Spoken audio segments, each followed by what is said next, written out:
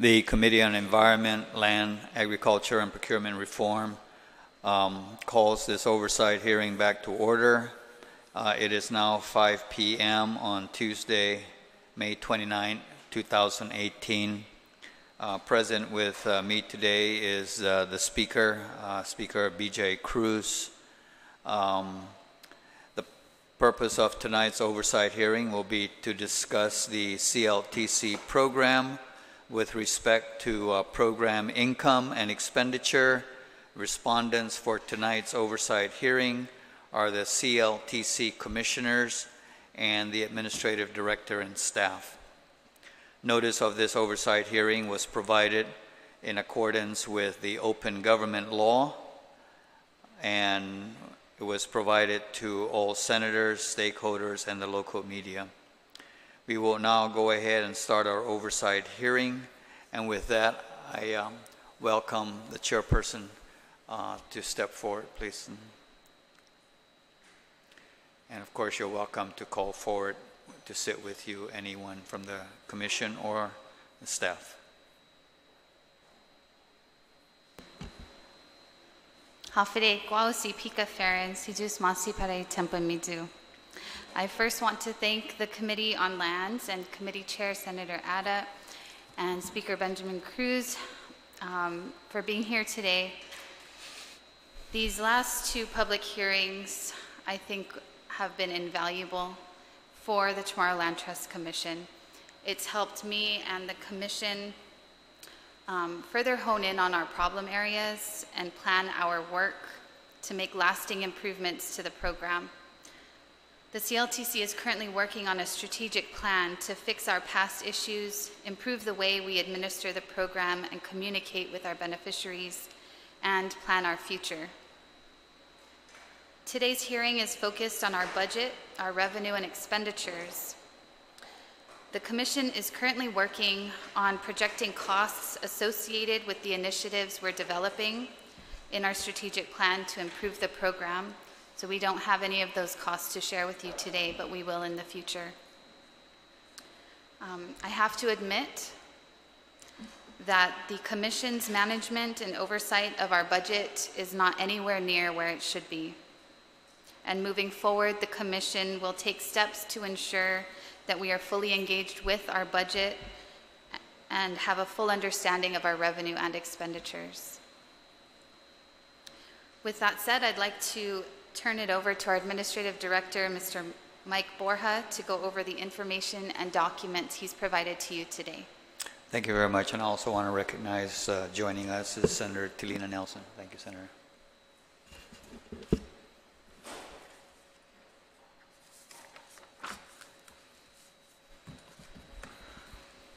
Good afternoon, Mr. Chairman, Mr. Speaker, and Senator Nelson.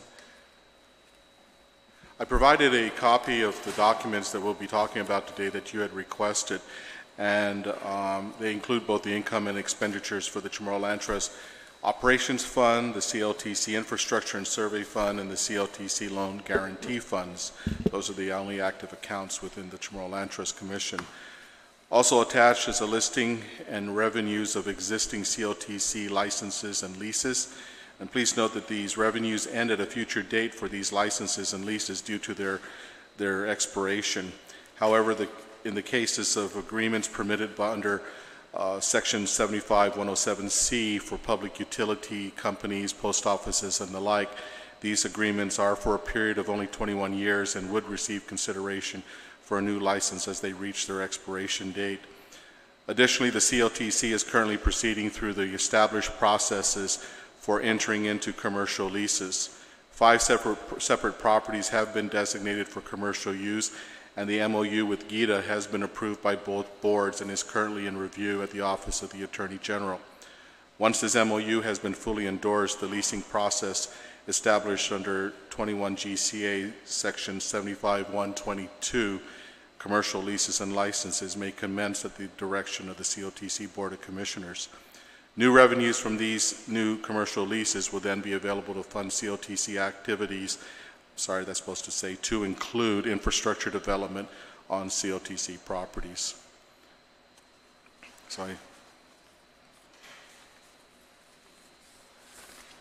So in the first document that's attached to this is the listing of all the current leases and licenses that we have, to include the area that they encompass and the lot description of where they're located at. And as you can see, most of them are telecommunication companies, and all the others, many of the others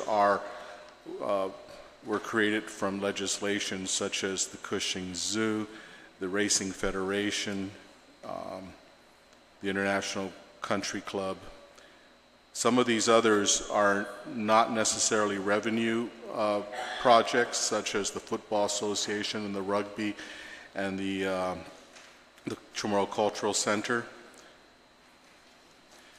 And so it goes on, and we listed them. Under the GTA one, that was the only one that we actually had an addendum to the lease that added another area for submerged lands very recently. And again, these were all the kinds of leases and licenses, most of them are license agreements, that are permitted under Section 75-107C.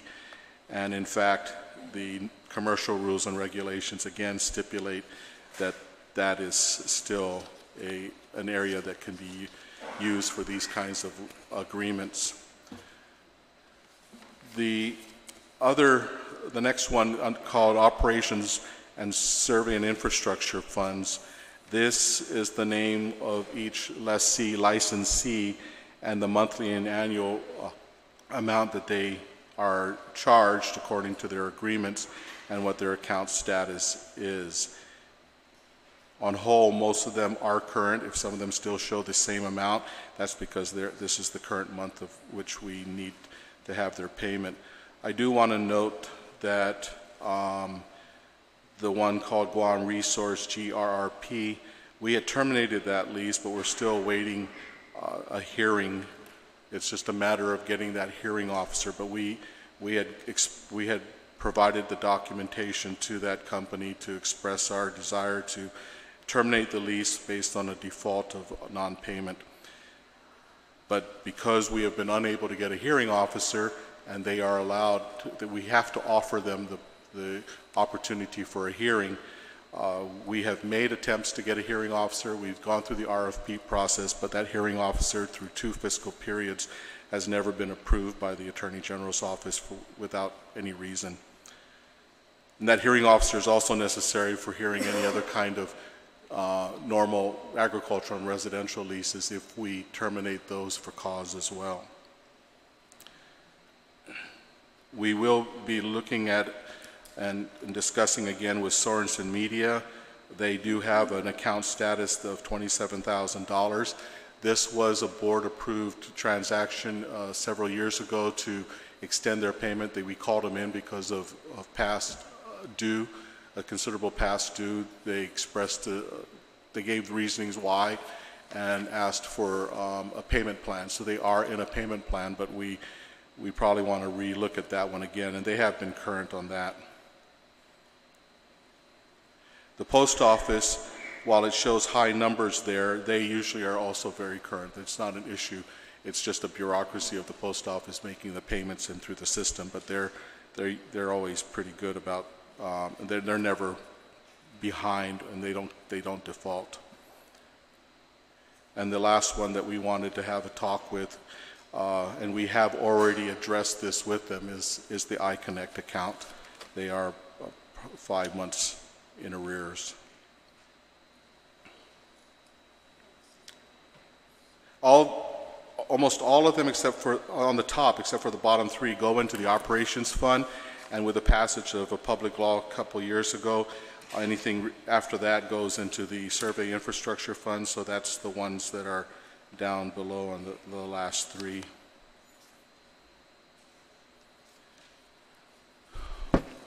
On the next page, we have the revenues for the operations fund, and that's broken down into the commercial, agricultural, and residential. If there was a proceeds from land sale through legislative authorization, it's there as well. Royalties. You can see that our application fees for the trust is not a sizable amount, but there is revenue there. And then the pilot is the payment in lieu of taxes, and then any interest income. And these are our figures taken out from our audit reports, except for fiscal year 2010. And 2018 is only up until the present, and it's not audited. That's why the numbers are low. It's only the amounts that have been collected that are in the AS400.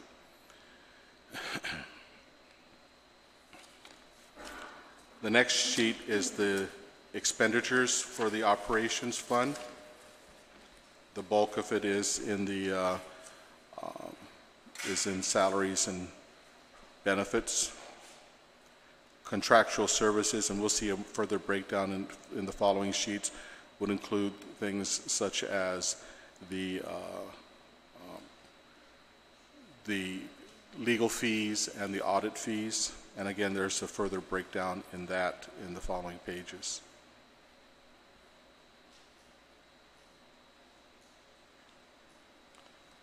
Again, 2018 is just amounts to date. The next sheet is total revenues for the Survey Infrastructure Fund. This was the monies that we had received from the Land for the Landless program and from some commercial and agricultural activities. And that money is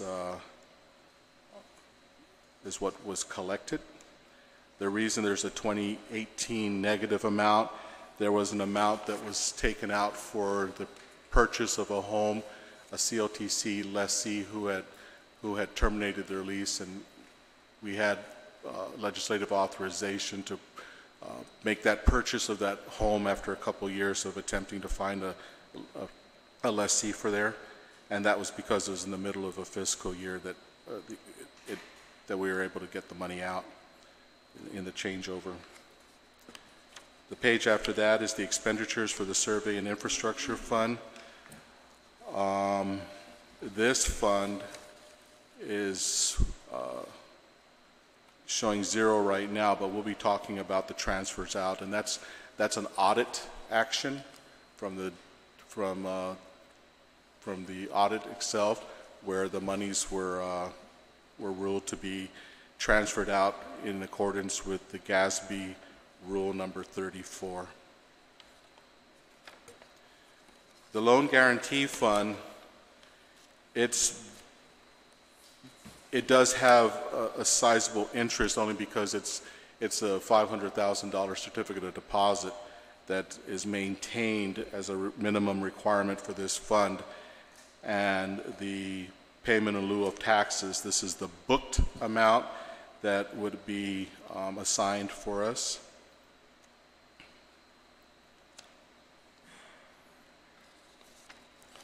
And the following page, the expenditures for the loan guarantee, that $320,000 that was originally spoken about, it was transferred out in accordance with GASB number 34. So it really didn't have any expenditures at all. We don't take money out of the Loan Infrastructure Fund for anything really. It's there in case we have to use it to pay for a mortgage that had a loan guarantee until we could find someone else to take over that mortgage and then recoup our costs. In the final page, the information here is the schedule of revenues projected up until 2028. Again, this looks at what the revenues would look like from our collections of each one of those commercial lessees, licensees. And again, the graph shows a downward trend over time as those licenses would have expired, but we haven't had the opportunity to go back and probably reinitiate them again, which we most likely would in many of these cases. For example, like in GTA or any of these communication companies, when their 21 years elapse, they can get another 21-year license agreement, but we're not assuming that, so that's why the graph shows a downward trend on that. And on the final sheet, we're looking at the expenditures. You had requested for any expenditures over $10,000 dating back to 2010. We had to dig for going beyond the original 2013, 2012 audit reports, and we extracted these from old, from AS400 information. The legal fees, Robert Cruz and the Attorney General's office were the times we had done a private attorney to represent the board, and then when we switched over to the to an agreement with the Attorney General's office, and before that there was also Lujan Agigi Perez. So those top three ones are for legal services from 2011 to the present. The UOG Cooperative Extension Service was also an MOU between the CLTC and the UOG Cooperative Extension Service to provide services to train farmers who are getting agricultural leases, and to go out and assess farms and agricultural leases to see what they were doing and how they could assist with them. Copier services back in 2010 was $11,000. Audit, we began the audit in 2013, and it went back for 2 years, 2012 and 2013 fiscal years. And so that was a sizable amount to begin with, because it was the amount of work to do an audit from when they had no previous audits that were done, and then since then it's been in the neighborhood of $26,000.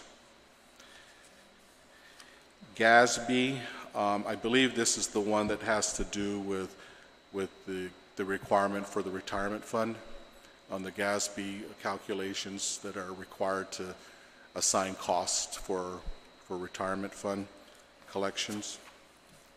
Okay, I think that's fine, and we're going to go ahead and open it up for questions at this time.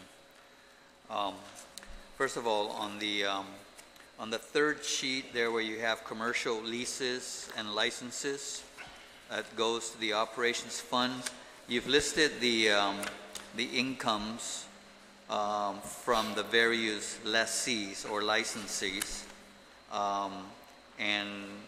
but now I don't see in here, what's the status of the buffer strip leases in Dedido?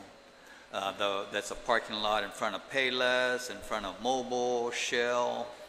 The buffer strip leases were for a fund that has nothing to do with the Department of Land Management nor the Chamorro Land Trust Commission. They went to a fund that was expressly for the municipalities of the mayor of Dedido and the mayor of Jigo, one getting a sizable portion, and I believe in Dedido and Jigo got a lesser portion of that. We only administered and assigned those buffer zone lease agreements with the property owner directly in front of that buffer zone. So the revenues do not go to CLTC, but CLTC is the one that basically is the one that deals with the with the business. Land management does. Land management does. Mm-hmm. Okay, fine. All right. On the total expenditures for under operations funds, that's about the 5th page back. Well, first of all, I guess the way it was reported here, it's kind of confusing because it shows a spike and then it goes down, and you're showing the figure, I guess, as of that date, as opposed to annualizing it to see what that trend might be. But regardless,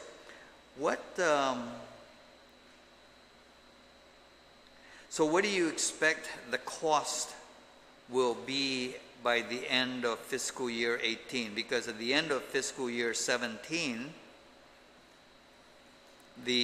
especially the salaries and wages and fringe benefits really skyrocketed, and I guess that was because of the pay increases? Not pay increases. We actually were able to hire a few more people that were allowed, limited term appointees, and as well as some full-time employees. But Again, I don't expect it to be above 2017 levels because we've lost employees again. We're short 4 people that had either transferred, retired, or no longer with us. Okay. So, and we have not been able to replace those individuals. So we would expect that graph to kind of pretty much continue at the same level then? It's not going to take a dip? Well, I don't think it's going to continue to rise. I think it'll either flatten out just for 2018 because we haven't been able to secure those people. In fact, we were only given the go-ahead within the last couple of weeks to be able to open those positions back up again, and only 2. You had 1, 2, 3, 4, 5. 2017, there was a $221,000 capital outlay. What was that for? Vehicles, computers?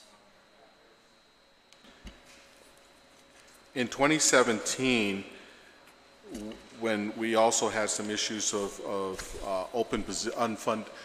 funded but unfilled positions, we were able to, towards the end of the fiscal year, we were not able to hire.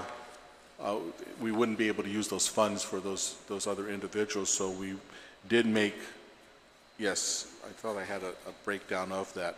We were able to make expenditure or some purchases on computers and on vehicles, 4 vehicles, 3 pickup trucks, and an SUV. And on the computers, we bought 26 computers. And while I'm not crazy about the GSA method of having to buy computers because they're grossly overpriced, we had to nevertheless purchase these new computers. Our existing computers were no longer updatable. They were crashing. They were not able to handle the geographic information systems that we deal with on a regular basis and throughout the entire department, looking at geographical information and whatnot. So there was a need. These were very old computers that, like I said, weren't working anymore. Some of them are still around. Those that we could use, we were using in other areas that didn't need this kind of geographic information, like in our library, for all the people that do the research. But those didn't get replaced. But for the workers, they needed these tools at the time. And these were funds that were available, they were appropriated, but we weren't able to use the funds for the people that we were intending to hire, only because the fiscal year was coming to an end and they weren't going to be in place by that time. So I'm not questioning the need for, that you need vehicles or that you need computers. I guess I'm kind of, because I know in looking at I believe it was the audit, the purchasing 26 computers, and at least as of the September 2017, you only had 14 employees under CLTC. So it just kind of baffled me. Why would you order twice the number of computers and the number of employees that you got?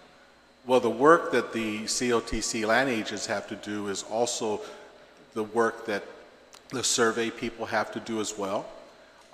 So the work that they do, they can't do the mapping for CLTC even with their computers as well. And there are some of those 14 people are under the survey division working to build the maps and the drawings for CLTC. So it was important all around that these computers get updated. There were additional ones that we purchased through other funds to just throw it into the heap, but those individual divisions use their own funds for those purposes. Okay, fine. And final question that I have, well, I have more questions, but then I'll ask the other members what questions they have. This transfer out to the general fund, in particular, the $321,000. It's under, the title of the page is Survey and Infrastructure Fund Expenditures. And then it shows there $321,000 was a transfer out, and it is due to Gas B34. Now, I guess the question that I have there is, in looking at the OPA's audit,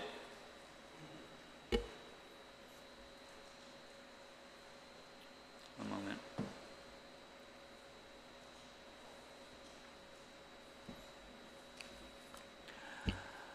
CLTC management determined that repayment of the inter-fund receivable due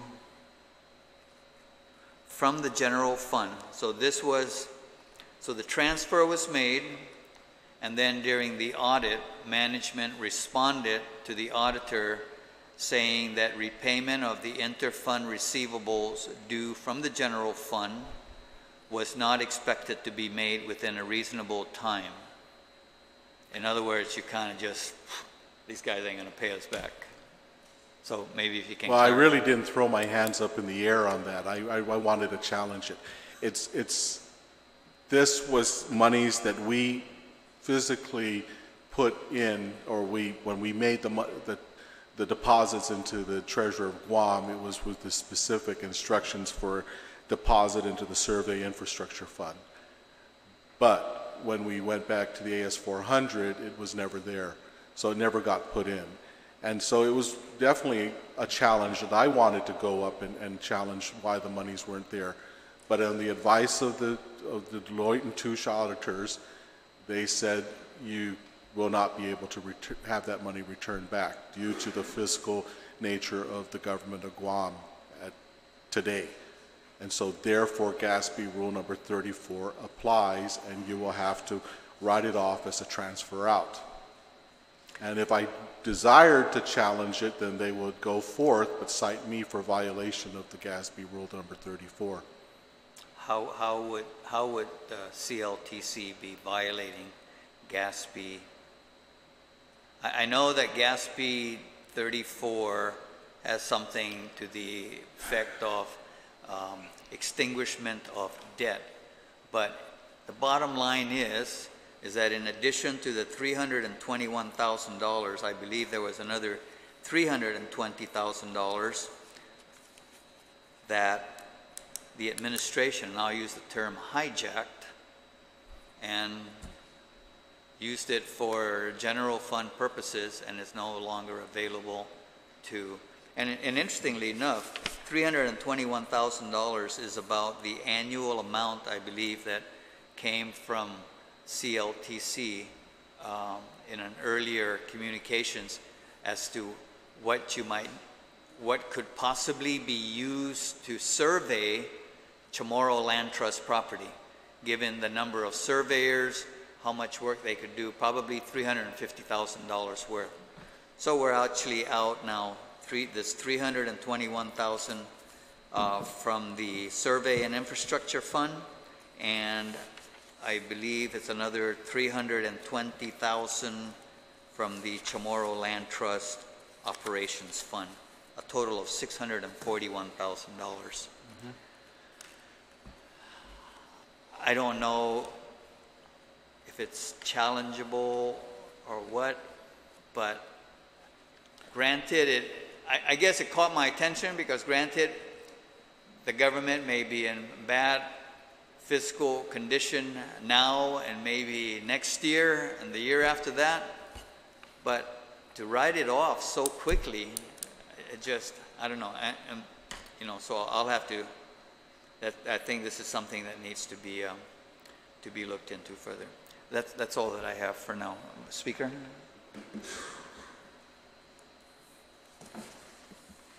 Thank you. When the chairman was talking about the computers and purchasing 26 when you only have 14 employees, I was going to ask how many employees you had, and that answered the question. How much of the CLTC money is being used to underwrite operations in the rest of DLM?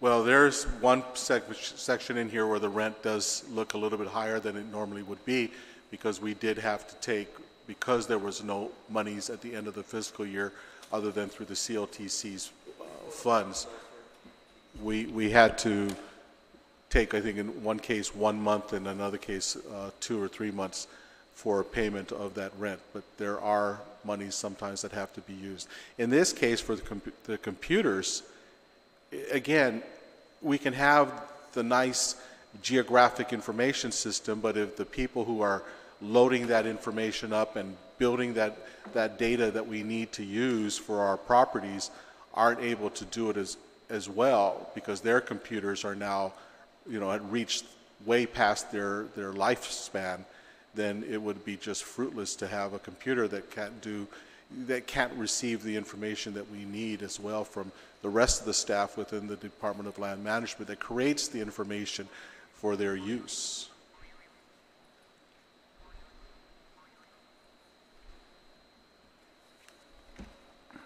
I mean, I understand, in doing the budget, sometimes we take what people find as special funds and utilize it, but I'm just a little surprised that even within the department.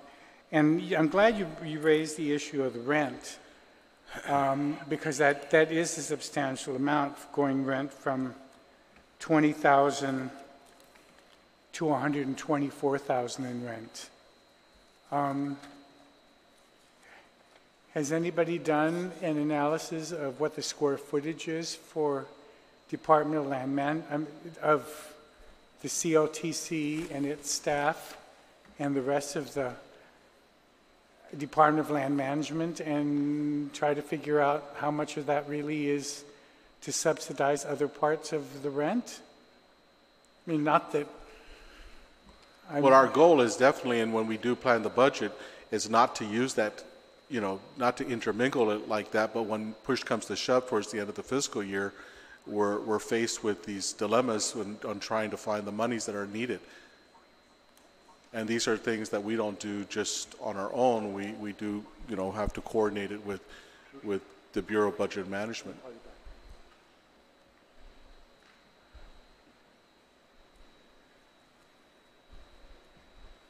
It just is fairly substantial.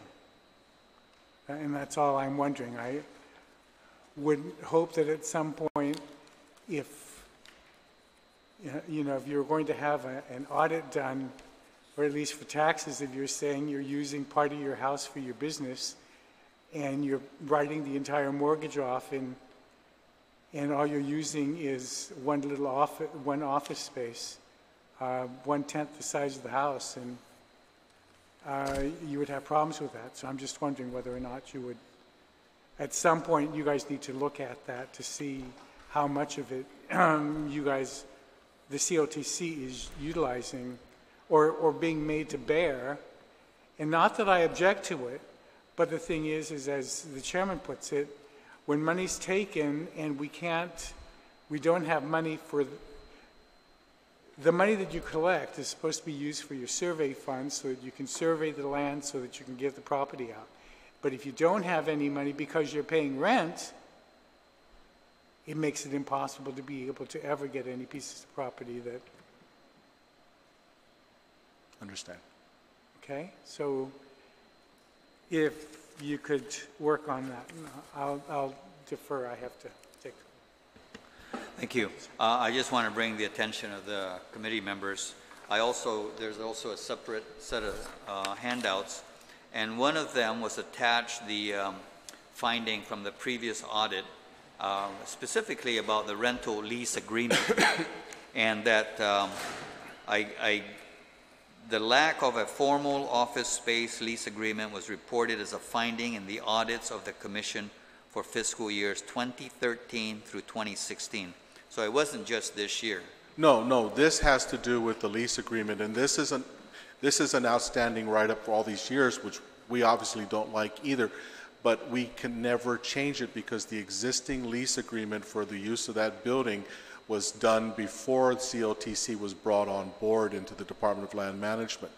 And we have worked with GSA to do what we could, but there's nothing we can do with an existing lease agreement to modify it in any way that the public auditor and the financial auditor would be satisfied with. I mean, we even have worked with the building management to come up with a document that would be sufficient for the auditors, but they wanted the actual lease agreement. Now, the lease agreement for our building expires in June of next year. So at that time, then we can negotiate with separate agreements that will be sufficient for the auditor to take what they need to close this finding. But that's the reason this finding has been in there and has not come out, only because the GSA contract cannot be modified for the sake of having a separate document for the CLTC. All right. Before we go further, I also want to recognize the presence of the other commission members, Chantel Teixeira, Austin Duenas, Mr. Joe Cruz, the vice chairman, and of course, Mr. Vince Leon Guerrero, who's from the governor's office, assigned to detail to CLTC, correct? Senator Nelson? None. Vice Speaker?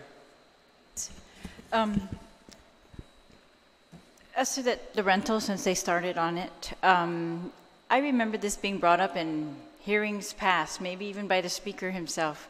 So this has been an issue ongoing, but still not resolved. And I thought I had asked either you or maybe even Pika about this, and that you guys said that there was an audit done of the space requirements for Chamorro Land Trust and that you were only paying your share.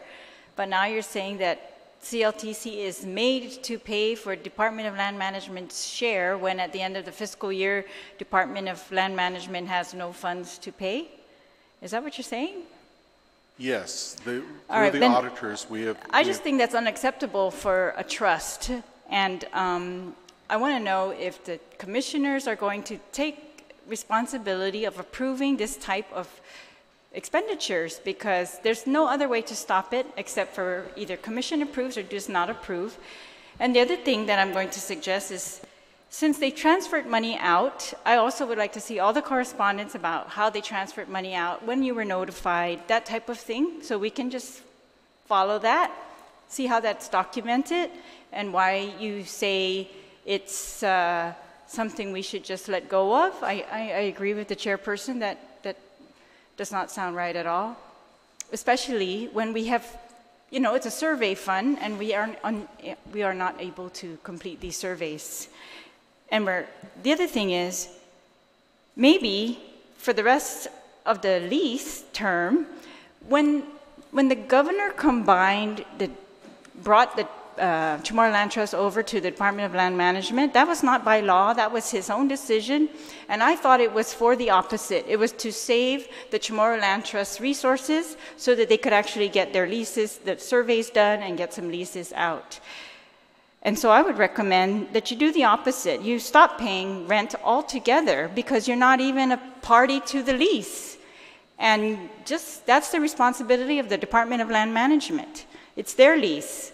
And you're there because the governor gave you that favor to put you into share space with the Department of Land Management, but they're the ones who are obligated to pay. And maybe then you can begin to recoup some of the money that they transferred out and the past payments on behalf of land management. I mean, you're going to have to just think of other ways, because just being complacent or compliant with what? I mean, did you get a letter ordering you to do that? I don't see those things in this file. So, you know, absent some kind of order, even, you know, I don't understand how anybody has authority to do that kind of thing.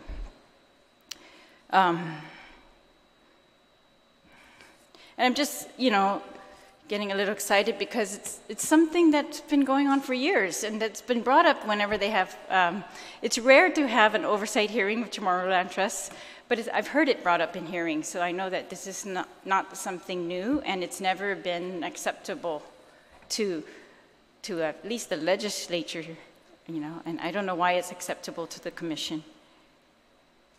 So if I could go back to the one, I think it's page 4, 3-4, is it's the list of operations fund. I think these are your leases. Yeah, leases and licenses. What do you mean by fee waived on GRRP? Sorry if you said this, but I couldn't understand, or if you don't mind just repeating.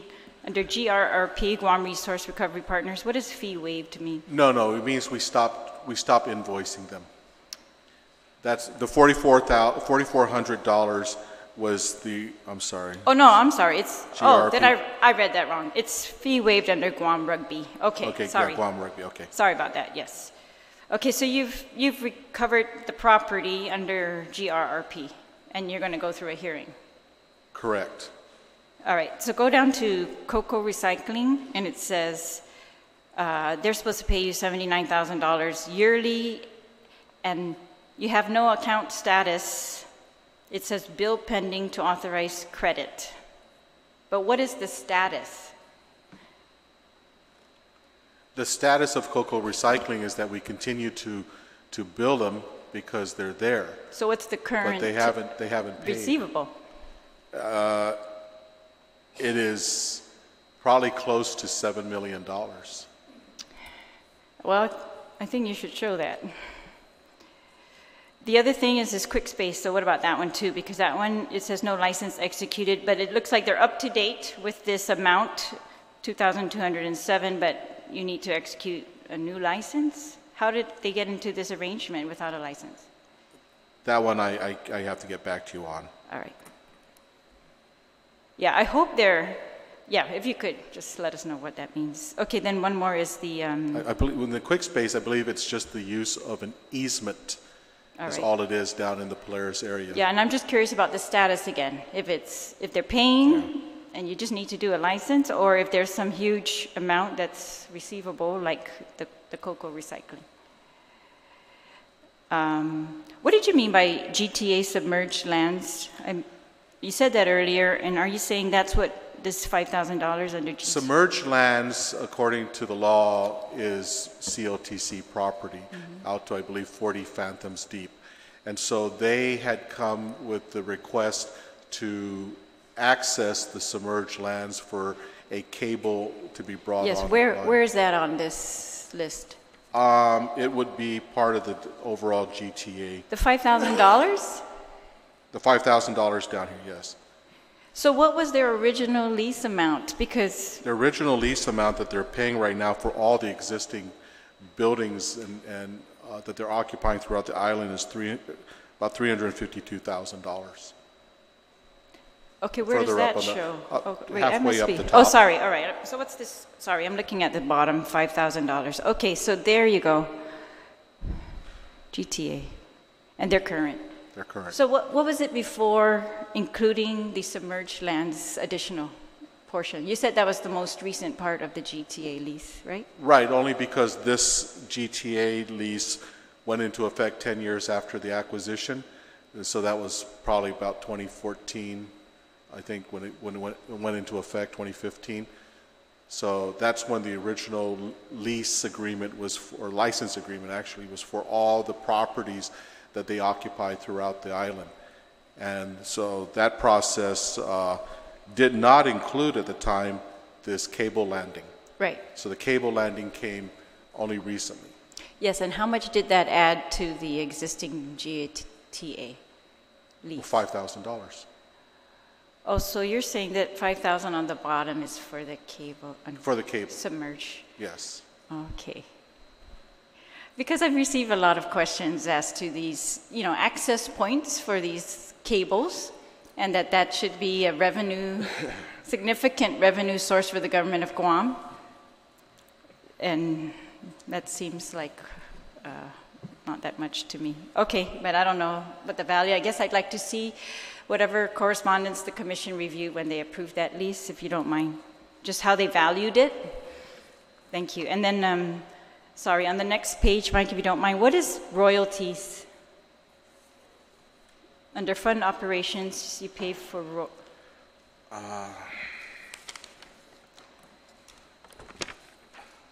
No, you're receiving I'm royalties. looking to see if one guy is here. Oh, he's not here. But it ended in 2017. Oh, yes, the royalties are the mineral extraction from the Guam Raceway.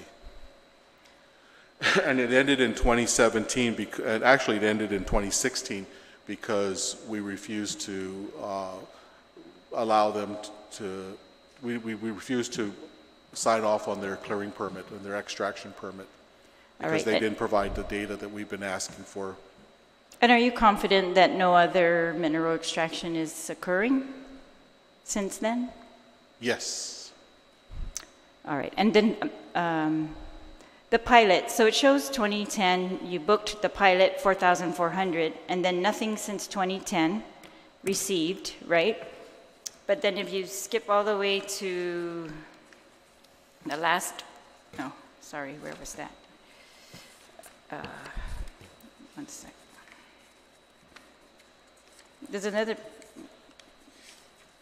place where you here. It's under the loan guarantee fund? Yeah, under loan guarantee, you put payment in lieu of taxes booked, and then you continue from, well, this goes from 2014. Yeah, This may have been where the auditors had asked us to put it underneath. What does it mean by booked? Meaning they're booking as if you're receiving it, but you're really not receiving Correct. anything. Why are we doing that? Again, this is an issue where we have determined with rev and tax, this is the amount of taxes that were collected on CLTC property taxes. And so they know they owe that to us, but it's booked in the system as a receivable, but it's not in our account. All right, so so this is a receivable, this is not actual revenue. Okay, sorry. Who owes this to Chamorro Land Trust Commission? The general fund. The general fund, not an autonomous agency? No, this comes from the taxes collected by rev tax. Oh, okay. So all the taxes on Chamorro Land Trust properties, you're supposed to receive those? Correct. And this is all there is?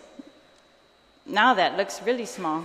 It is small because we haven't been able to go through the entire process and working out all the details of all the lessees that are there. I mean, that's the process we've still been working at.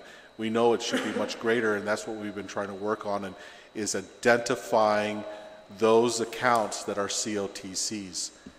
It's still a work in progress. And this was a reason why we also entered into the memorandum of agreement with Rev Tax so that we can have access to their files. I mean, they do give us access. We do go in to find what we need to find, but to date, this is what we have gathered.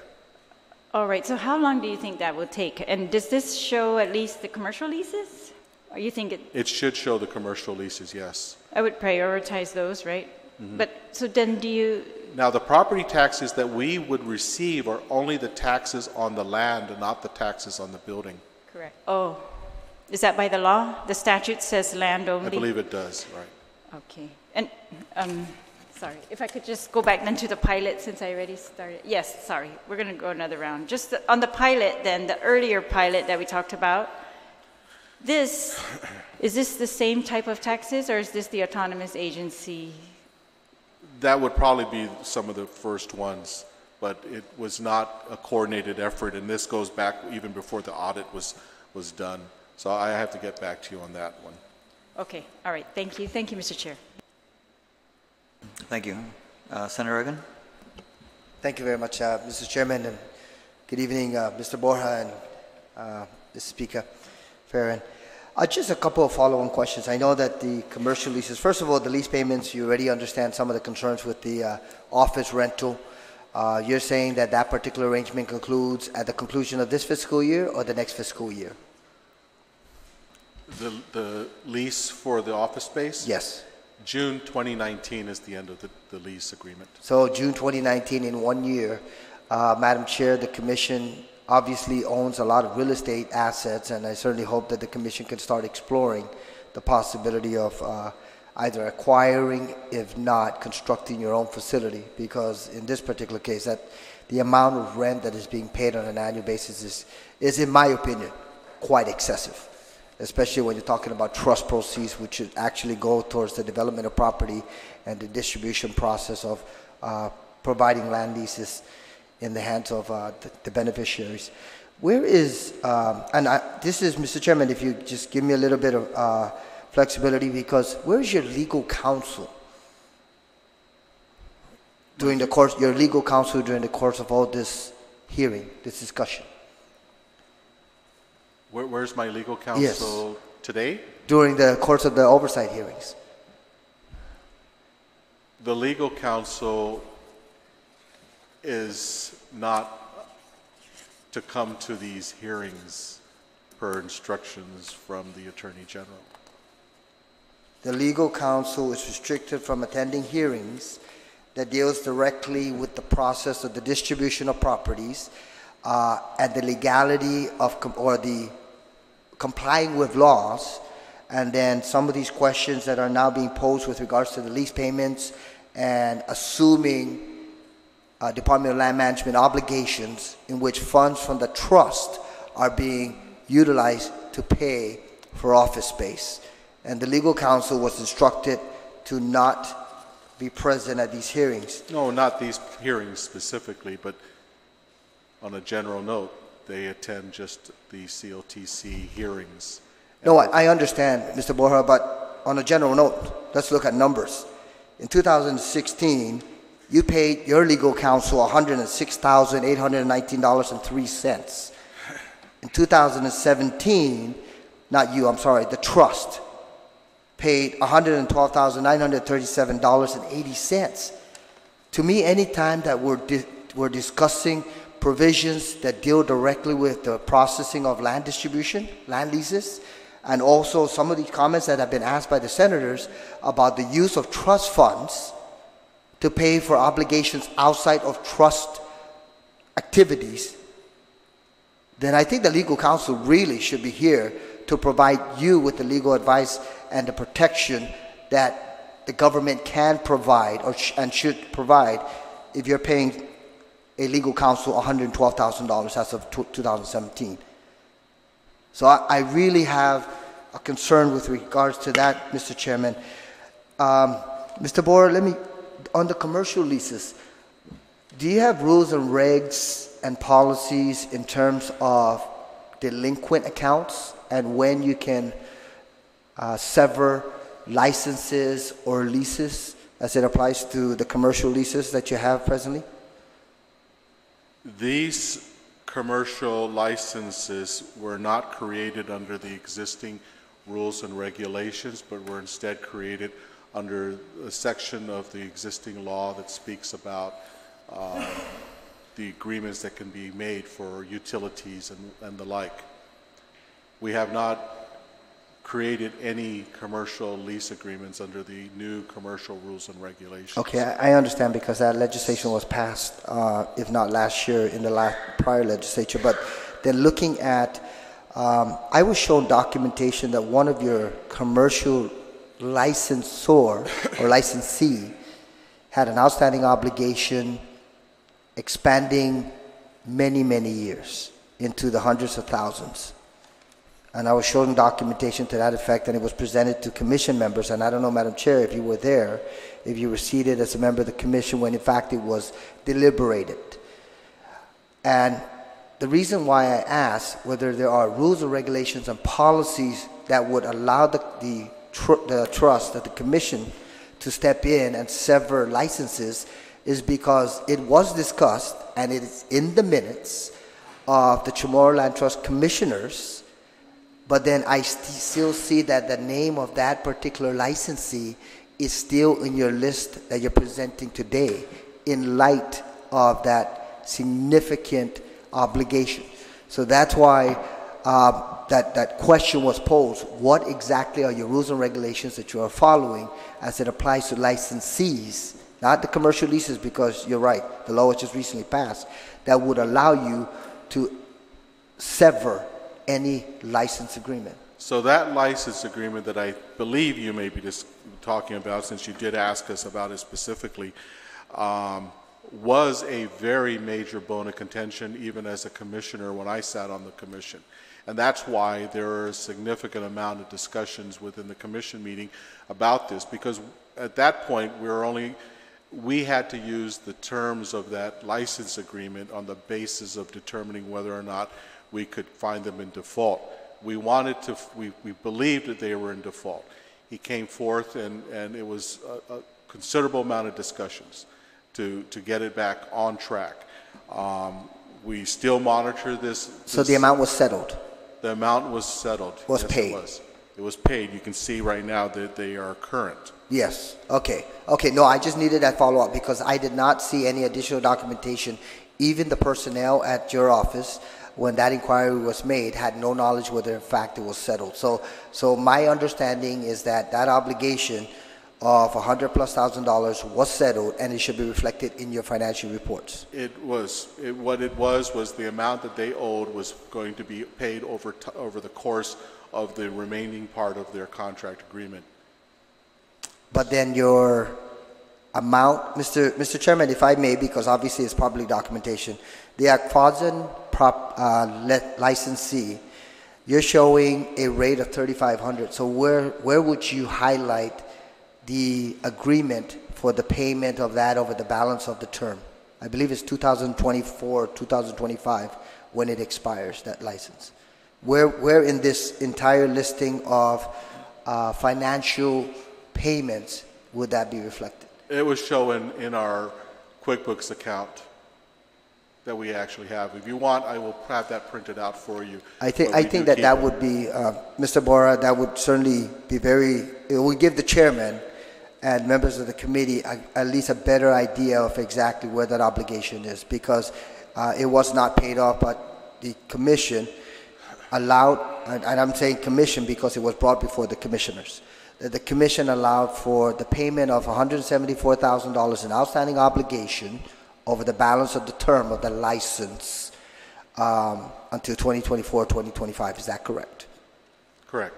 But I also like to point out, during the course of these discussions, when we brought them before the commission to hear it, we had incumbents of this legislature come forth on his behalf as well.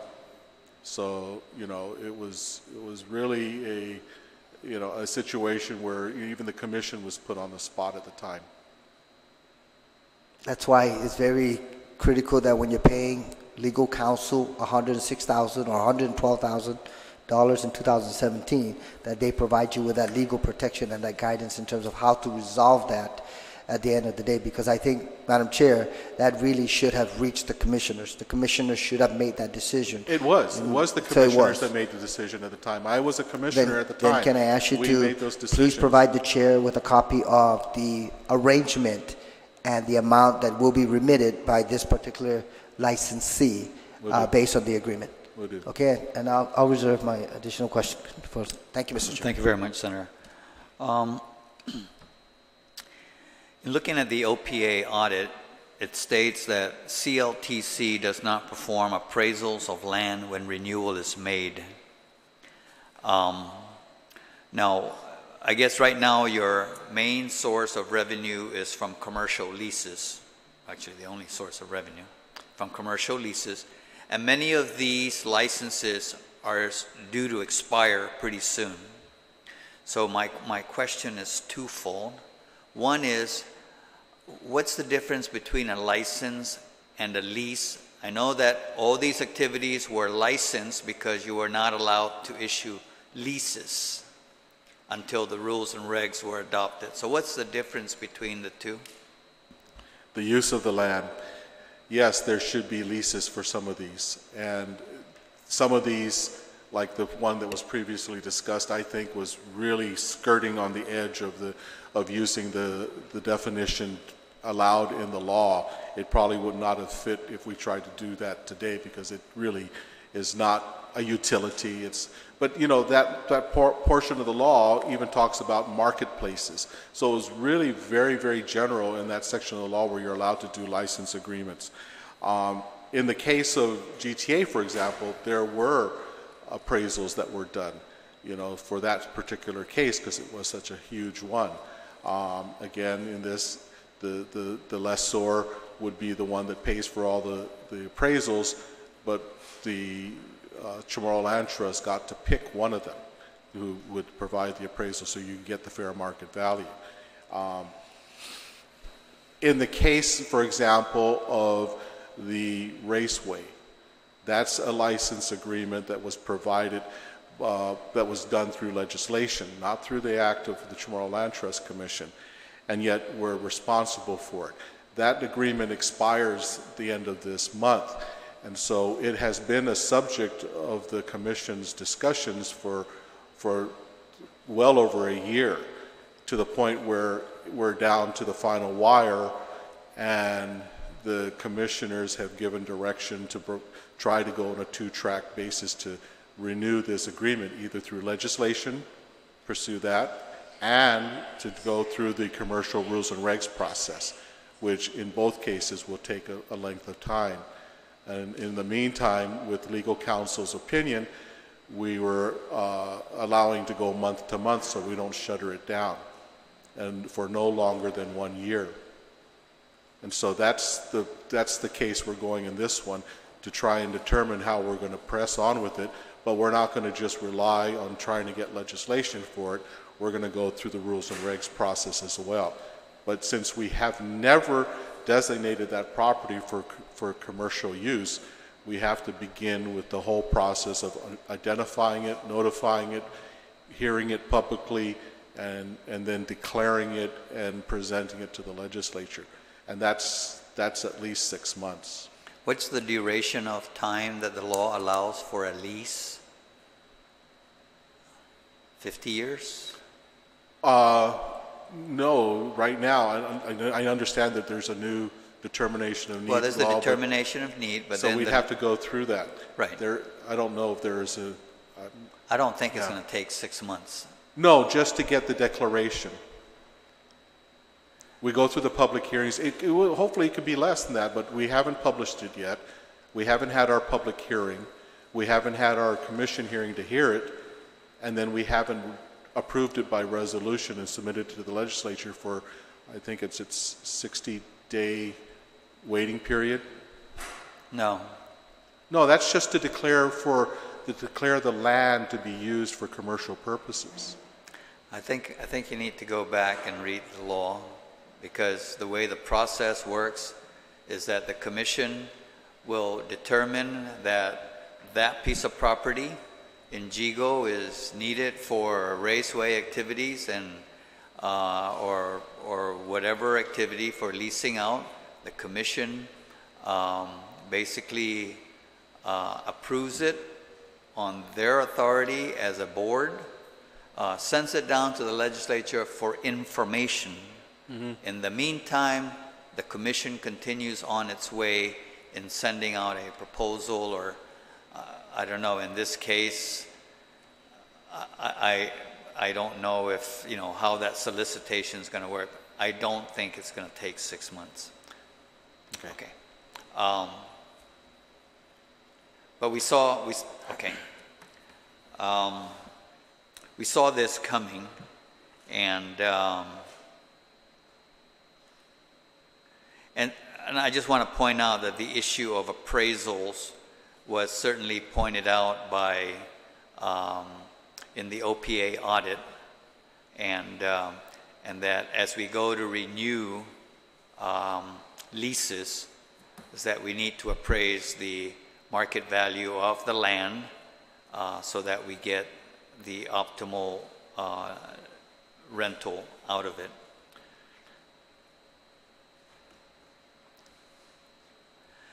Now,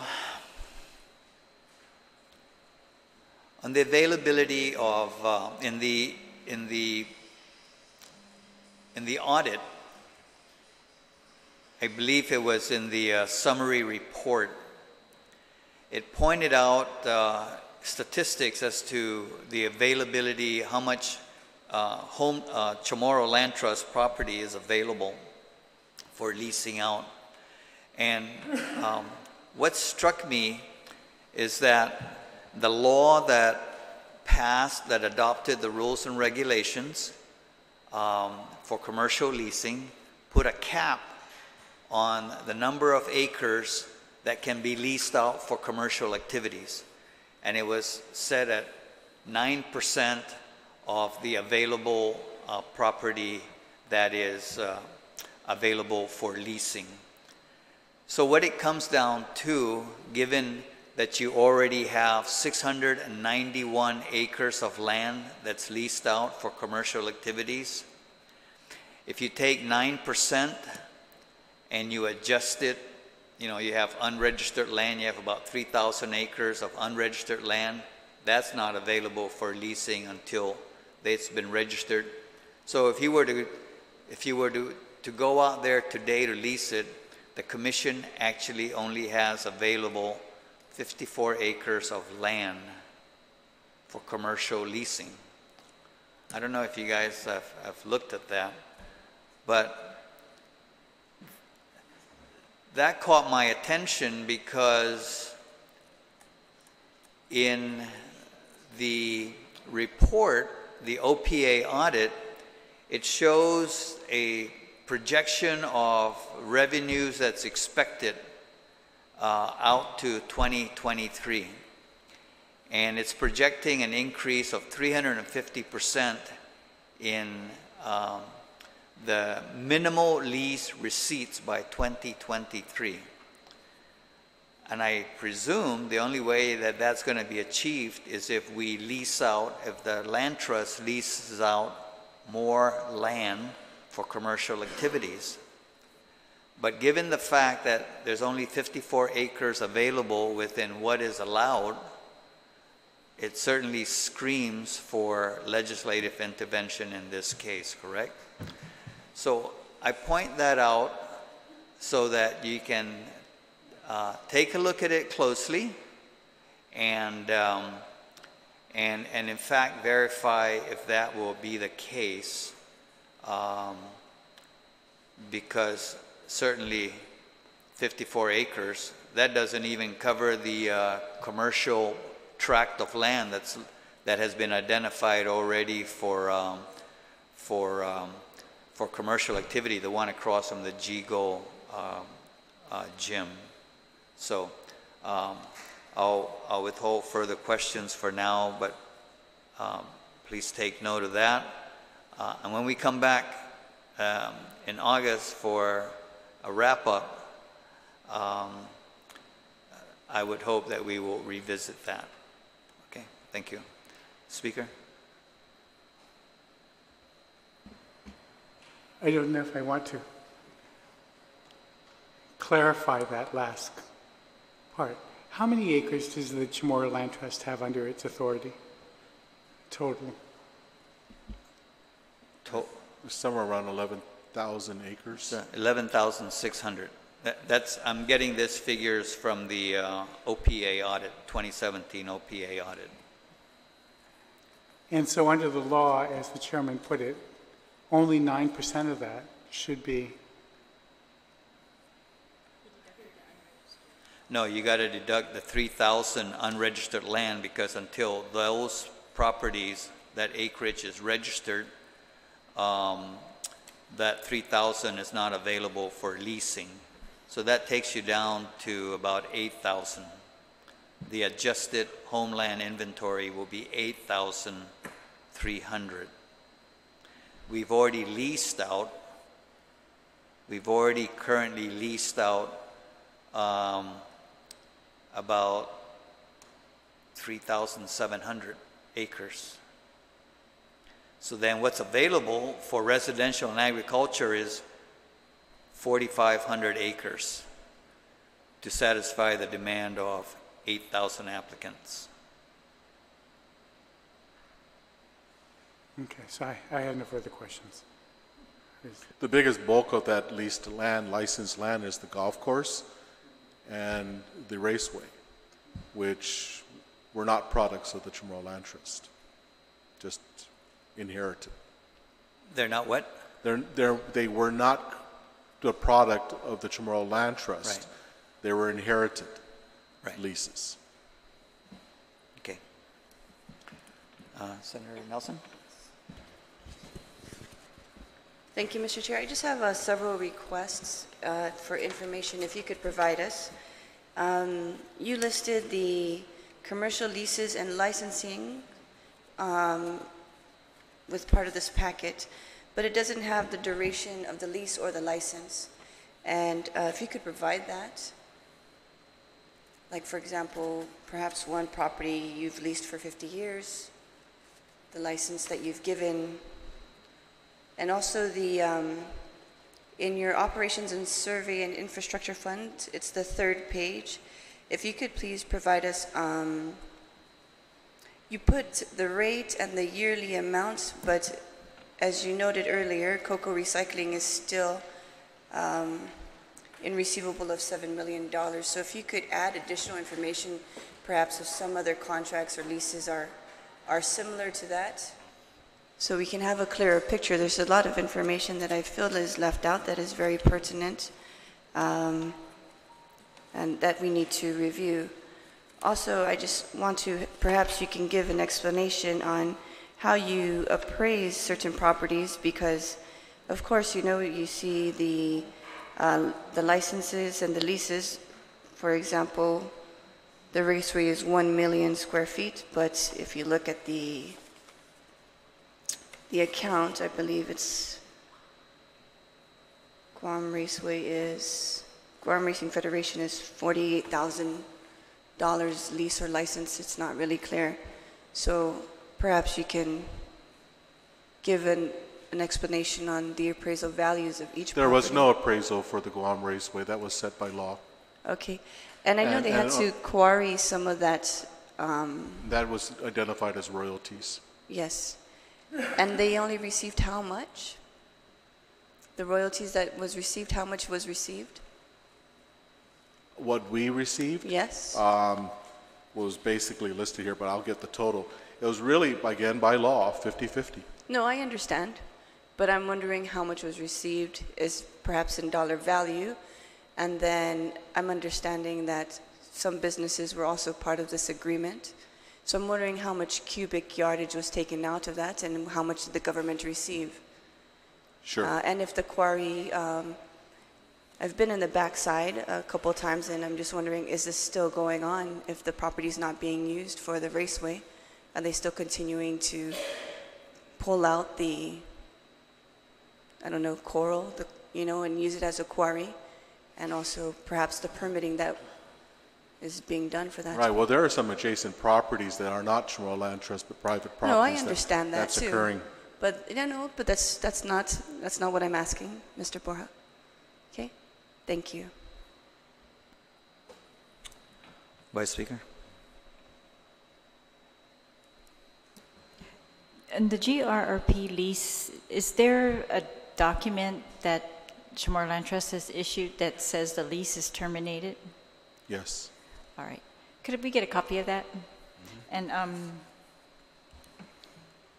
you have here a list of all the proceeds from sale of land from 2010 to 2018, but you really only show proceeds from sale of land during 2017.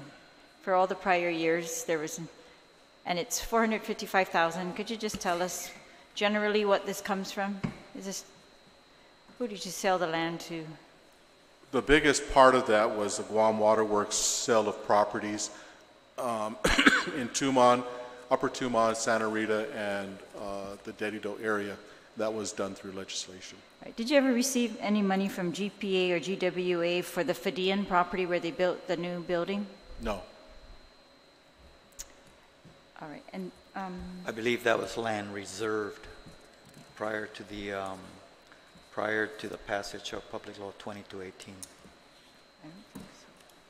Okay. Anyways, those are all my questions, Mr. Chair. Thank you, Vice Speaker.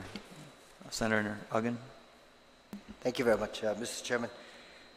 Mr. Borja, I know that when you were going through the presentation for the Loan Guarantee Fund, you highlighted that there was interest earned in the amount of $614, and you also mentioned that there's a certificate of deposit about $500,000? There's $500,000 and that it started with, and there's approximately $17,000 over the years that have accumulated in interest. So that's what its balance is. It's never been used. But is there a reason why you have money sitting? Because it's required by law to have that on Is it a hand. requirement by law? Yes, sir. Okay. Well, thank you for that clarification, because certainly I think that applying the resources where it's needed, I know that as a matter of fact, I may have been a member of the legislature where previous speaker wanted to ensure that there's a minimum balance and that the interest earned is utilized specifically for operations. So I appreciate you clarifying that. And Mr. Chairman, perhaps that's something that can be considered in terms of allowing the use not for necessarily for operations, but to be able to prepare the land leases for some of the beneficiaries. Just a quick question, Madam Chair. Does the Commission now approve all licenses, leases, loan contracts, personnel actions, procurement and purchase forms, and contracts with other government agencies? Moving forward, yes. In the past, no. Okay, so moving forward. Thank you. Thank you, Mr. Chair. Thank you very much, Senator. We're going to the next round. Again, a lot of my questions are coming from the OPA audit. Okay, so, but it appears that that we have this home loan guarantee, and so Chamorro Land Trust has guaranteed $10.1 million worth of home loans. Yet it only has $500,000 in the home loan guarantee account. So how many loans, so for $10 million approximately, how many loans are we talking about that's active out there that CLTC is guaranteeing? Well, these home loans that have gone out for people who have actually purchased homes through the Guam Housing Corporation, there's been no default. And so we've been very lucky on that aspect. We have had issues with the loan guarantee program when, after a typhoon many years ago, SBA gave money to many CLTC lessees, and at the time the CLTC was required to sign off as the loan guarantor. SBA has then come back to us with these FEMA monies that were given away and said, these people are in default. You need to take action on them. We did. We called them all in, the ones that were specifically highlighted for us. And in many cases, the issues with them is that they were unable to talk with SBA because they were no longer, the person that was left was not the lessee because the lessee had actually passed away. These were very small amounts, and we've taken an action to put the leases under the new beneficiary so that they can then move forward in paying off the loans. Excuse me. This is a case that we don't want to do again. If the event there was a disaster and FEMA was willing to give money to people, where we're going to be required to make those loan guarantees, because in many of these, fortunately, the amount that they were originally supposed to get, like $50,000, was really only $5,000 because they didn't show any progress in being able to receive the additional monies. That has been a reason why, we're very careful with these and making sure that Guam Housing is watching out to make sure that the folks that are getting the monies are qualified.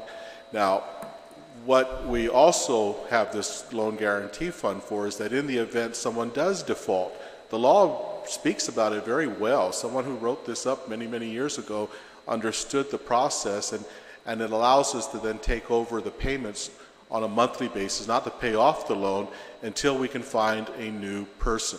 We had a case like that happened on a VA loan. It wasn't even a loan guarantee, but in the unfortunate event, in this case, the lessee passed away. His beneficiary was his son. His son was in the military station off island and thought he could just take over and lease the house to pay the payments. When he found out that he was unable to do that, then he had to give up the home and the lease. So we had to then find a candidate that was qualified to take over a VA loan and to take that that off our hands. So we weren't required to have to pay anything. Now, VA loans don't require, we're finding out now, VA loans don't require us to do a loan guarantee, which is the fortunate thing, but we also want to make sure that we take care of that less, you know, that arrangement that they had. So we'll go out and find a person who has, that needs, you know, that can't take that can't pay for that house anymore, and find a new lessee to take it over. We haven't really had to do that, but that's what the law allows us to do. And then recoup our costs back, so we can put it back into the fund and keep the fund at its full amount. So who are the institutions that have been lending to the land trust recipients? Only the Guam Housing. Guam Housing only? Only. Okay. But you say VA does provide loans also? Oh yes, and VA does loans for our people too. Okay. But they don't have to go. Well, Guam Housing Corporation is the conduit also for VA, but VA doesn't require a loan guarantee from us. But Guam Housing, whoever their lender they're working with, does. Do you know if there are many recipients who are taking advantage of VA loans? Yes, there are some. Okay. That are definitely taking advantage of it. Okay. I mean, there's this one I know up in Jigo built himself a pretty huge home back there because he was able to get a sizable amount of loan from them. But you know, I mean, that's what we try to help is anyone with VA loans that want to go through the process. We steer them up towards or anyone has an interest to build a home. We steer them towards Guam Housing Corporation because they really are the organization that can serve them. Okay, and one final question. The OPA audit mentioned about processing fees not paid timely. So I guess in FY 2017 there were 207 leases, residential and agricultural leases that were made in 2017. But they made mention about the fact that I guess some of the fees weren't paid in the time. So for those 207 that were issued in 2017, have all those leases, or at least the processing application fees, been paid for? Are they all up to date? Well, the application fee is a requirement, is a prerequisite to be paid before they're entertained.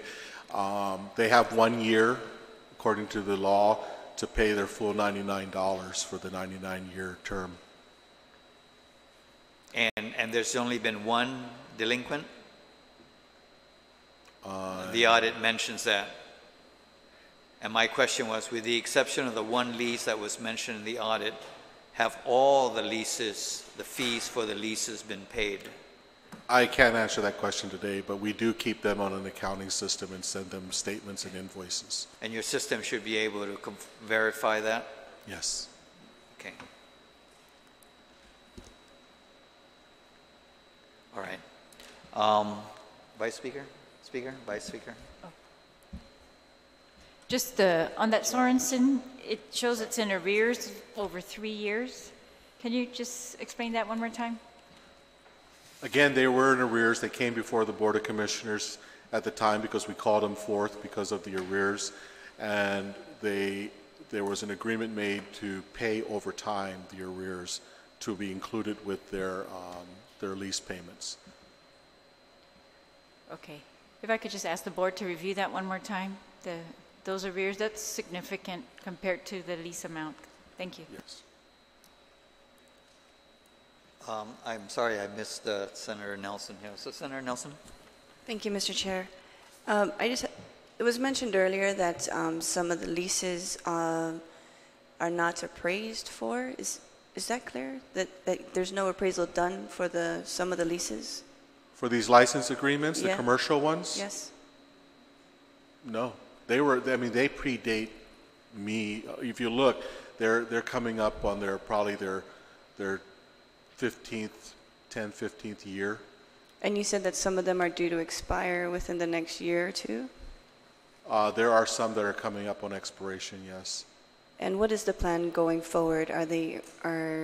some of these looking to be renewed? Are they looking to be appraised for? What is Well, a the lot of them plan? are like cellular towers.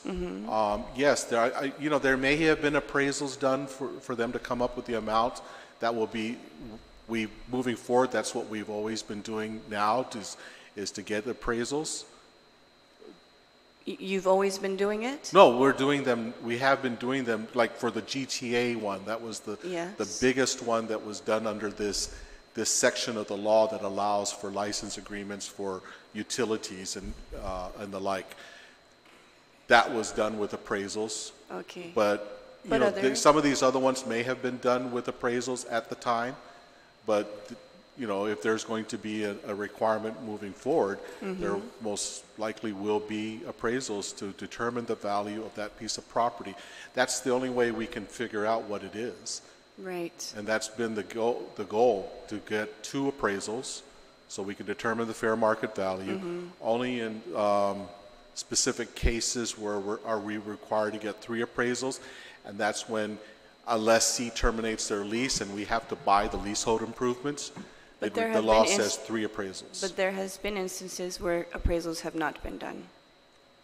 There may have been in the older ones that And predate. now it is the intent of the Chamorro Land Trust to ensure that appraisals will be done. Well, the rules and regulations that are in place now set a great guidance for moving forward on all of those. Because some of those probably would not be called license agreements, but instead would be called lease agreements.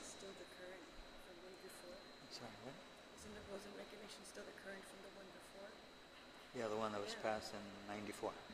Yeah, so I know you mentioned the rules and regulations, but that was passed in, Right, those didn't 1994. exist. Those didn't exist before the commercial rules Oh, the and regs. commercial Commercial was rules, just okay. recently passed. okay. So that's a guide for us to move forward Right, on okay. all of them.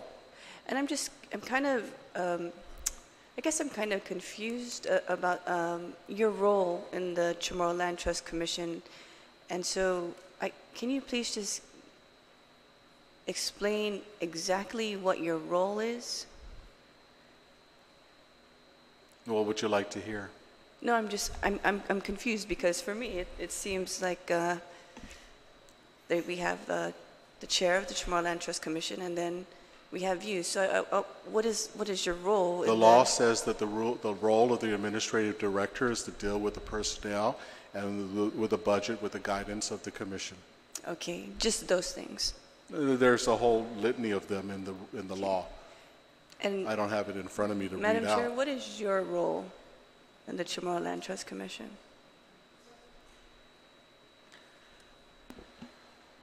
Like your duty, your responsibility?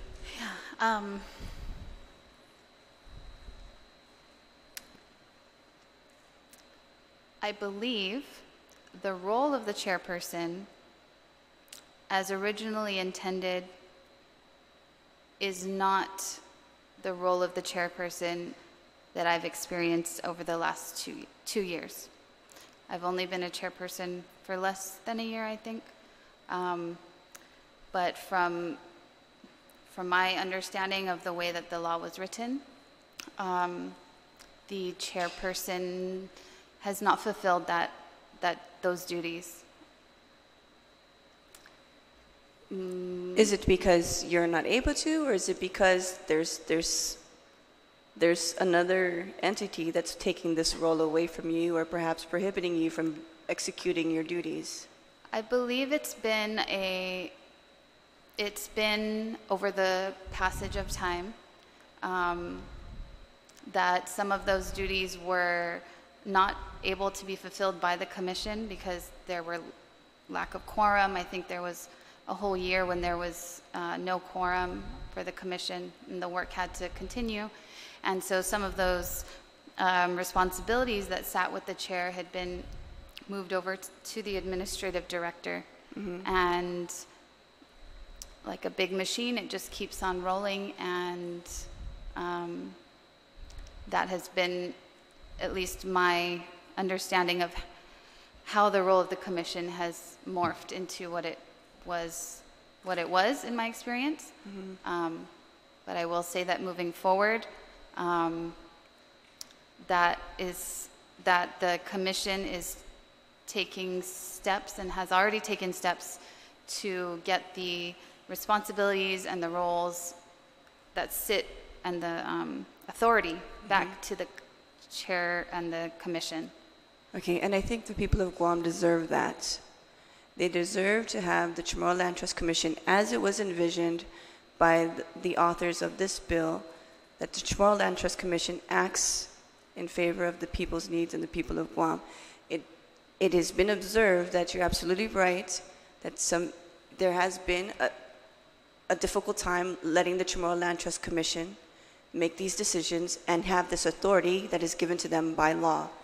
And so I see that there's a proactive movement on the commission's parts. We have new appointees.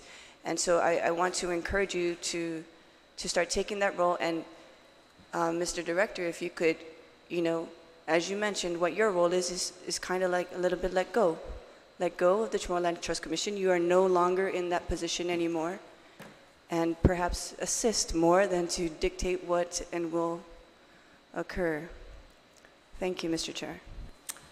Thank you very much, Senator Nelson. Senator Uggan? Thank you, Mr. Chair. Mr. Chair, or let me pose a question.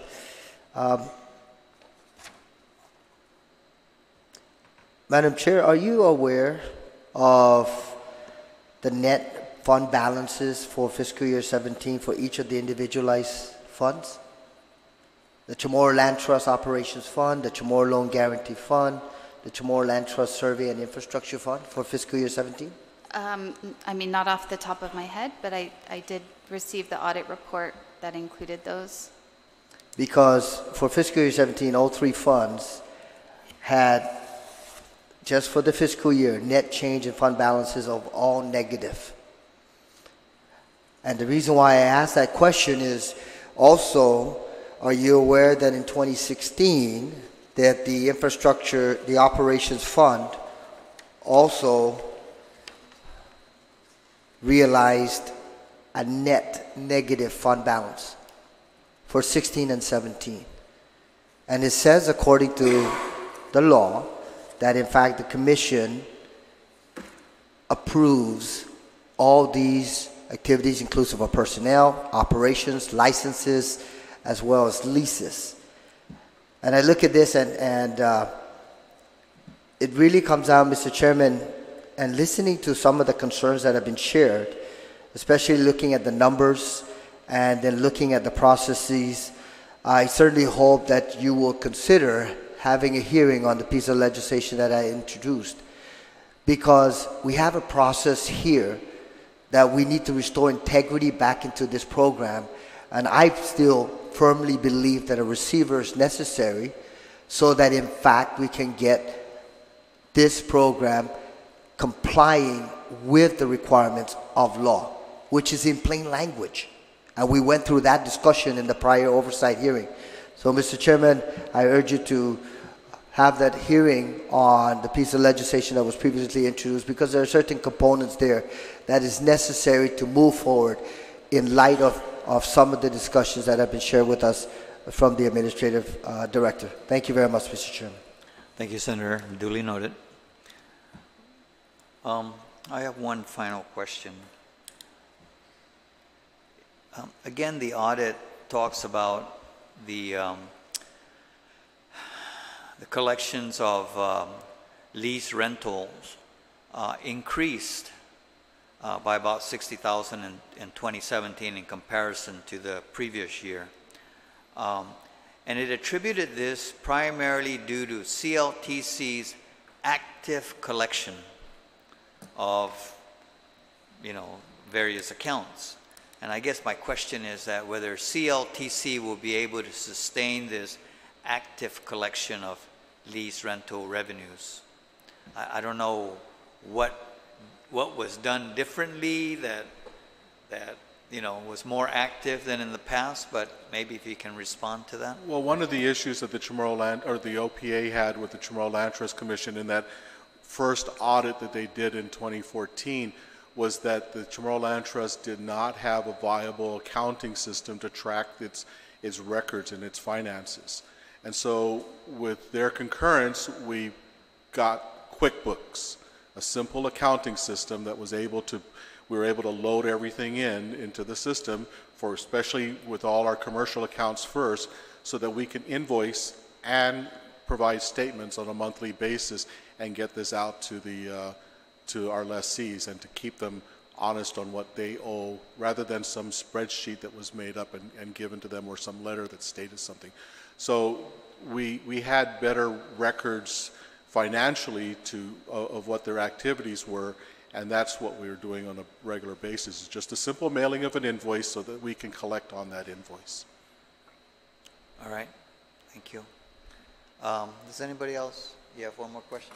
Did you have any? Thank you, Mr. Chairman, and I'm glad you mentioned that, Mr. Borja, about resorting to QuickBooks, but based on your staffing pattern, you have 4 administrative staff that literally could ensure that these lessees are responsible for meeting their obligation. So what are these 4 staff members under your direction doing?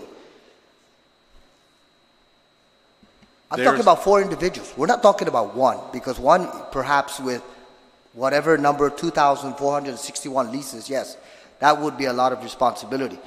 But when you have everything in a particular computerized system, what are the 4 staff members doing? They're still maintaining the database. They're still doing the record keeping for the meetings. They're doing the letters. They're working with all the lessees and handling them as they're coming in. They're dealing with the records. They're processing these clients as they come in. So you have 4 administrative staff. You have 6 land agents. I would think that the land agents are also assisting with the processing of some of these anticipated leases, in addition to the admin staff. And enough said, Mr. Borja. I think you got my point, is that it's about maximizing the use of the personnel that you have, because in the last oversight hearing, you requested that you need additional personnel. Well, use the personnel that you have presently first. Give them the tools and the resources so that they can do their job, because updating these QuickBooks and these sheets, or whatever you want to make reference to, updating it, it's already updated. All you need to do is make it current of the recent activity within the last month. So it's not going back to square one and inputting all the information. It should already be in the system, so that anytime there's a new agreement or a new payment, that is inserted in there. So it's not a massive job.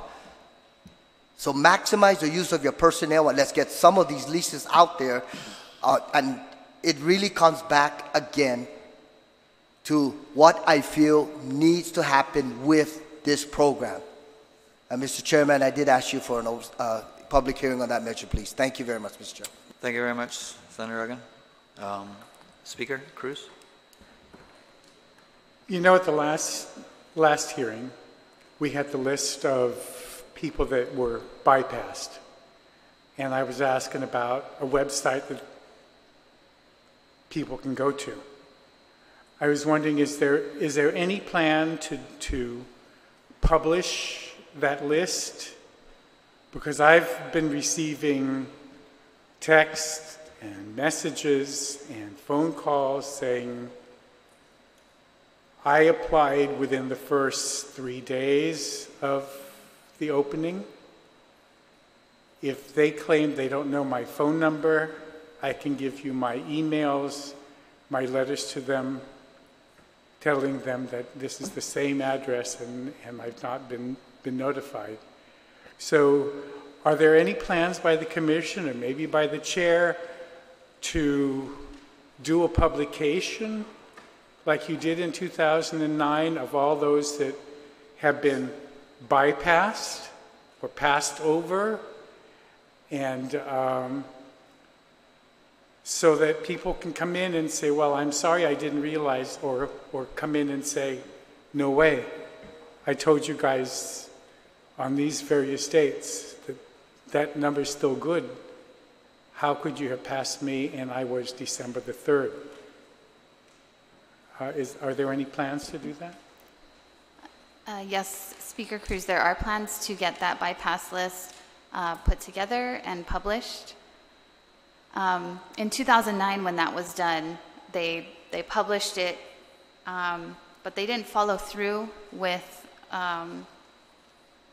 giving the applicants 90 days to update their contact info, and if they didn't update their contact info, they would be removed from the list as required by law. And that is what we're hoping to do when we publish this new list, to clean up the list and get an accurate waiting list. So, I mean, I sat through the War Reparations Commission, and that was one of the issues, is the notification, getting out there and having people understand that here's this list, and, you know, speak now or forever hold your peace. And if we make that both electronically on a website I mean, even especially dedicated websites, so I don't have to go through 15 drop boxes to get to the list in the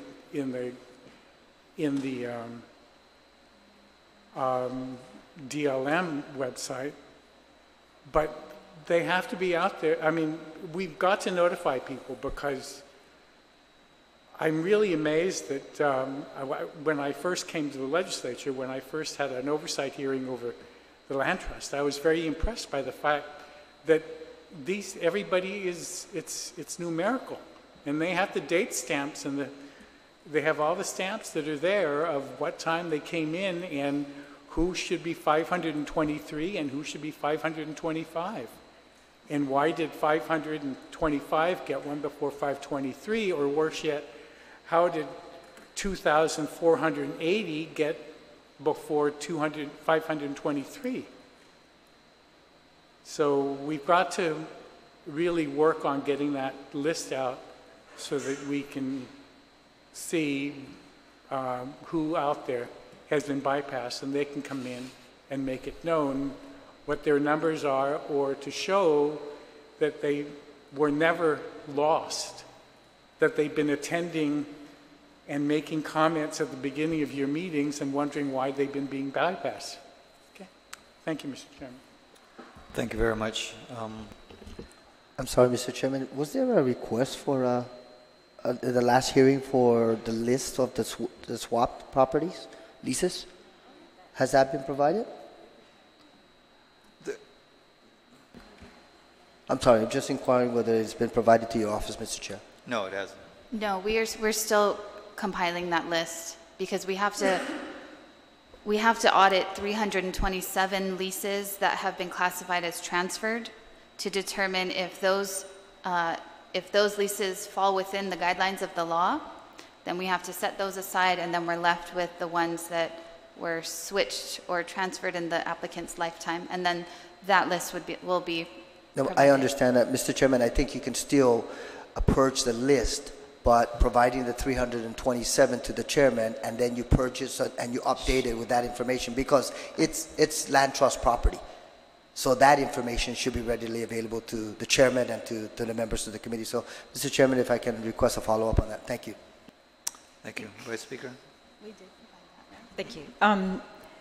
Just wanted to find out, is the commission doing anything or intending to pursue the $7 million owed from cocoa recycling?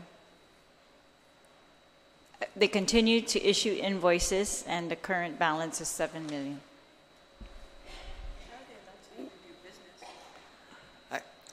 There's a lot more to cocoa other than that they owe $7 million. There's also the other side of the coin as to how much they are owed. Well, I don't think they're owed by the Chamorro Land Trust, so I'm just asking if the commission is pursuing what's owed to them.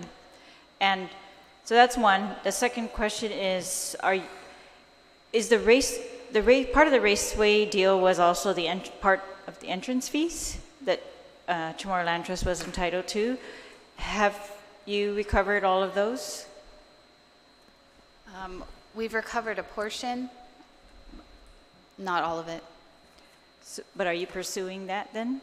Will there be an accounting? Yes, we've been working with the lessee to get all of that information, and I know that payments have been made for past events. Yeah, I don't know at this point. All right, because yeah, it looks like according to today's newspaper and your last meetings, a couple of meetings, they've been talking about their lease is up, it's expiring, and they're talking about renewing. But yeah, I think we need to get an accounting on all of the proceeds from the deal that was made by the legislature back then. What about pursuing your share of the real property taxes? I know you said you were going to work with Department of Revenue and Taxation. Is that something realistic that's going to occur soon? Yes, it is, because it's also an expectation from the auditor that that has to happen. All right, great. Thank you. If I could speak to your question about koku recycling, to my knowledge, this has not been brought before the board. It has not been brought to the board as an agenda item. I know that a public hearing was held here, and I was in attendance, but it has not been discussed at the commission level.